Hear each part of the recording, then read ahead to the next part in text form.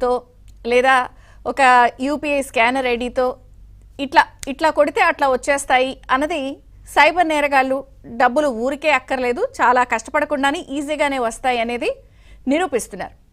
ఎందుకంటే ఈ ఒక్క సంవత్సరానికి సంబంధించిన 2 తెలుగు రాష్ట్రాల సైబర్ నేరాలు కానీ, సైబర్ ఆటగాళ్ళు కానీ, లేదా సైబర్ డాకులు కానీ, ఈ సైబర్ లోఫర్లు కానీ అసలు ఎన్ని కోట్ల రూపాయల డబ్బులు దోచేశారో మీ ఊహకు కూడా అందదు.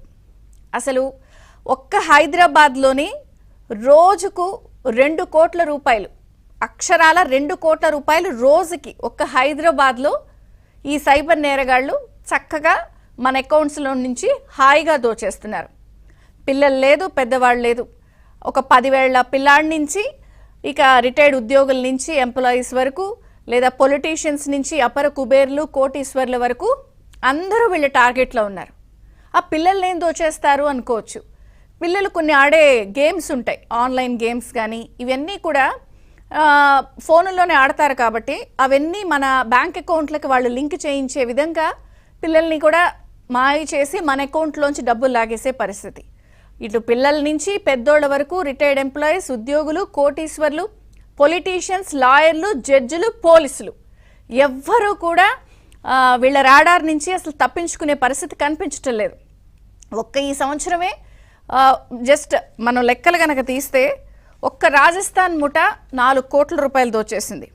ఇక రిటైర్డ్ ఉద్యోగుల నుండి అయితే 13.5 కోట్ల రూపాయలు, ఇంజనీర్ల నుంచి 8 కోట్ల రూపాయలు.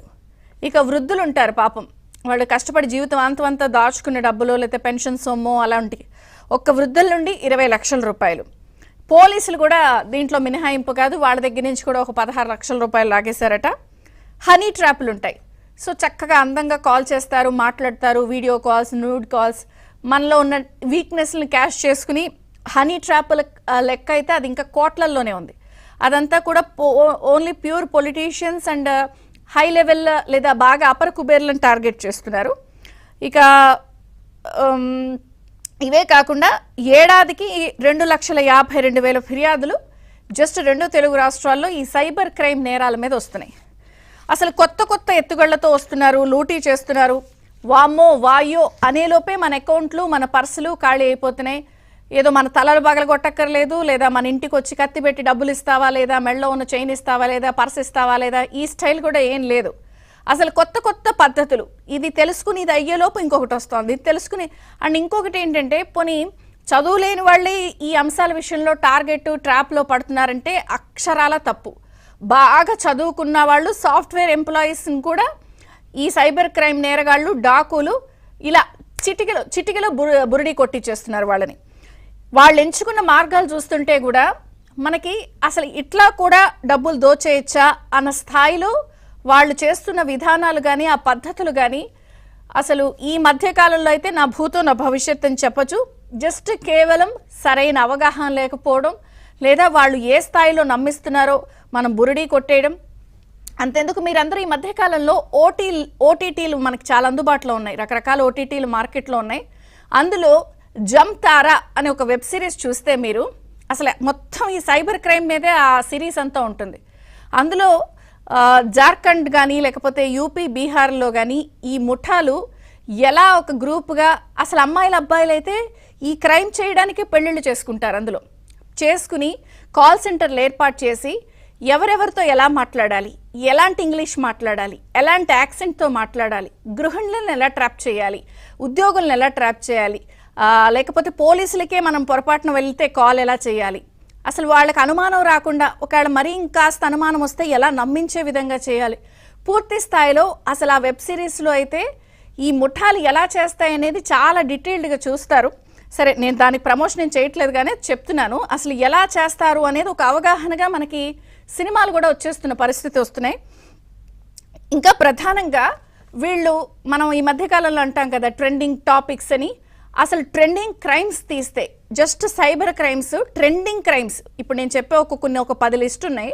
అవన్నీ కూడా ఇప్పుడు లేటెస్ట్గా వీళ్ళు ఫాలో అవుతున్నటువంటి ట్రెండింగ్ క్రైమ్స్. అందులో మొదటిది ఏంటంటే, మీకు ఒక ప్యాకేజ్ వచ్చింది ఫెడెక్స్ నుంచి. సో మీరు 1 నొక్కండో 2 నొక్కండో మీ పేక నొక్కండో అని ఏదో ఒక నెంబర్ చెప్తారనమాట మనకి.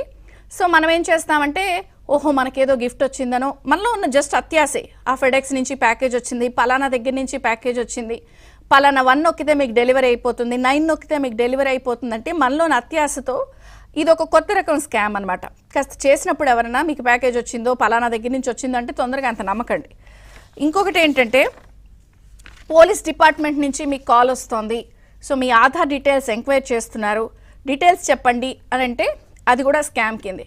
పోలీసులు ఎప్పుడూ కూడా అలా ఫోన్ చేసి మన ఆధార్ నెంబర్లు ఇవన్నీ కూడా ఏం అడగరు. అలాగే మీరు డిజిటల్ అరెస్ట్ అయ్యారు, సో సిఐడి సిబిఐ నుంచి మీరు లైన్లో ఉండండి అని వీడియో కాల్స్ కూడా ఈ మధ్య చేయడం చాలా తరచుగా చూస్తున్నాం. యువతల వాళ్ళు కంగారు పడిపోతున్నారు అసలు ఏంటిదంతా అని. ఇది కూడా పక్కా స్కామే. అలాగే మీకు డెలివరీ అవుతున్న పదార్థాల్లో మేము మత్తు పదార్థాలు గుర్తించాం, పలానా దగ్గర నుంచి మీకు ప్యాకేజ్ వచ్చింది, ఇందులో డ్రగ్స్ ఉన్నాయి, లేదా గంజా ఉంది, లేదా పలానా ఇవి ఇంత క్వాంటిటీ ఉన్నాయి, మిమ్మల్ని పోలీసులు ఎంక్వైరీ చేస్తున్నారంటూ వీడియో కాల్స్, అలాంటివి కూడా కొంత నమ్మద్దు. అలాగే మేము ఎవరికో గూగుల్ పేనో ఫోన్పేనో లేకపోతే మీకు అమౌంట్ పంపించబోయి పొరపాటున మీ నెంబర్ నొక్కేసాము, కావాలంటే చూసుకోండి అంటారు. నిజంగానే పడినట్టు ఉంటుంది మనకి. ఒక 10,000 50,000 వాళ్ళు వేస్తారు ముందు అనుమానం రాకుండా. మనం ఏం చేస్తాం, తిరిగి ఇచ్చేయడం కదా అని అనుకుంటాం. వాళ్ళు లింక్ నొక్కంగానే అసలు మన అకౌంట్లో ఉన్న డబ్బులు కూడా ఊడిపోతాయి. అలాగే సోఫాలు లేకపోతే మన ఇంట్లో ఫర్నిచర్ కొంటున్నాము, సిఆర్పిఎఫ్ నుంచి వచ్చాము, ఇదిగో మా ఐడి కార్డ్స్, అలాంటివి కూడా కొంత నమ్మకండి. అలాగే జొమాటో స్విగ్గీల నుంచి కూడా మీకు దాన్ని ఏమంటారంటే ఫుడ్ ఆర్డర్స్ విషయంలో అడ్రస్ కన్ఫర్మేషన్లో లింకులు అని చెప్పి పంపించడం, లేదా మనం ఈ మధ్య కాలంలో రైడ్స్ వాడుతున్నాం, ఓలా లేకపోతే ర్యాపిడో, ఇలాంటి వాటిలో ఓటీపీలు చెప్పండి మేము రైడ్ క్యాన్సిల్ చేస్తున్నామంటే కూడా కొంత నమ్మకండి. అలాగే ఇవే కాకుండా మీకు కోర్టు నుంచి సమన్స్ పంపించాము అని చెప్తారు. కోర్టు ఎప్పుడు కూడా ఆఫ్లైన్లోనో ఫోన్ చేసో మనకి సమన్స్ ఇవ్వదు, రిజిస్టర్ పోస్ట్లో పంపిస్తుంది. సో ఇలాంటి విషయాలు కూడా జాగ్రత్తగా ఉండండి. ఇక అత్యధికమైన ముఖ్యమైన విషయం ఏమిటంటే, మనం తెల్లారు లేస్తే గుడ్ మార్నింగ్, మధ్యాహ్నం అయితే గుడ్ ఆఫ్టర్నూన్, రాత్రి అయితే గుడ్ నైట్ ఇలా చెప్తూ ఉంటాం. ఈ అందమైన good morning, good evening, good night మెసేజెస్ని కూడా చాలా బ్యూటిఫుల్గా డిజైన్ చేసి అందులోనే ఎన్క్రిప్టెడ్ మెసేజెస్ పెట్టి మనకు పంపిస్తున్నారు. మనం ఇష్టం వచ్చినట్టు ఫార్వర్డ్లు కొడుతూ ఉంటాము. సో ఈ good morning, good afternoon, good evening మెసేజ్లతో కూడా చాలా జాగ్రత్తగా ఉండండి. ఎన్క్రిప్టెడ్ అయి ఉంటున్నాయి, అందులో ఇన్బిల్ట్ ఉంటున్నాయి.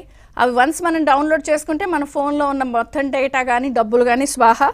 సో ఓవరాల్గా మనలోని అత్యాస, మనలో తెలియనితనం, లేకపోతే మనకు అవగాహన లేకపోవడమే ఈ సైబర్ క్రైమ్స్కి, నేరగాళ్లకి, డాకులకి అడ్డగా మారుతున్న నేపథ్యంలో దీనికి ఏదో చదువున్నోళ్ళు చదువు లేనోళ్ళు కాదు, పిల్లల నుంచి పెద్దల వరకు, చదువుకున్నోళ్ళ నుంచి చదువు లేనోళ్ళ వరకు, సాఫ్ట్వేర్ నుంచి పోలీసులు అందరూ ఉన్నారు. కాబట్టి వీటి నుంచి ఎట్లా బయటపడాలి, ఎక్స్పర్ట్స్ ఏం చెప్తున్నారు అసలు.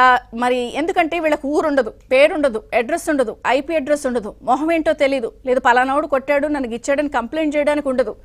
సో కాబట్టి ఏం చేయాలి, ఈ డాకుగాళ్ల నుంచి ఎలా తప్పించుకోవాలి, ఎక్స్పర్ట్స్ చెప్తున్న విషయాలేంటి, పోలీసులు చెప్తున్నవేంటి. మరి కొత్త సంవత్సరం ఇంకొక 3 రోజులు స్టార్ట్ అవుతుంది కాబట్టి మనం సేఫ్గా ఉండాలి. కాబట్టి ఈరోజు మనం 2 తెలుగు రాష్ట్రాలే వాళ్ళ ప్రధానమైన టార్గెట్. ప్రధానంగా వీళ్ళందరూ కూడా గుర్గావ్, ఢిల్లీ, ఉత్తరప్రదేశ్, కోల్కతా, రాజస్థాన్ ముఠాలుగా ఏర్పడి 2 తెలుగు రాష్ట్రాలని టార్గెట్ చేశారు. సో మనం వీళ్ళ నుంచి ఎలా బయటపడాలి, ఇంకా జరుగుతున్న క్రైమ్స్ ఏంటి, అసలు ఎక్స్పర్ట్స్ ఏం చెప్తున్నారో